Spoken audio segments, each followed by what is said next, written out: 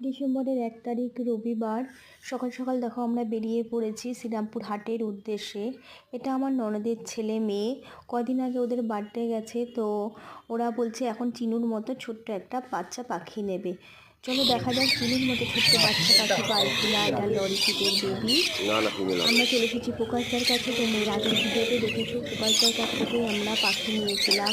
প্রকাশদার কাছে এই মুহূর্তে অত ছোটো পাখি একটু বড় হয়ে যাচ্ছে, সেজন্য আমাদের পছন্দ হয়নি। দেখো প্রকাশদাও কি বলছে। ভালো সাইজ হয়ে গেছে, এটা বড় হয়ে গেছে। না না এটা তো সুবিধা তো। হ্যাঁ কতদিন পর আর প্রকাশদার কাছে কিন্তু অনেক রকমের পাখি আছে। তোমরা যদি কেউ পাখি কিনতে চাও অবশ্যই প্রকাশদার সাথে যোগাযোগ করতে পারো শ্রীরামপুর হাটে এসে। এবার দেখা যাক চিনির মতো ছোট্ট বাচ্চা পাখি আমরা পাই কিনা। তাদের রাস্তাটা ট্রাই করতে পারে।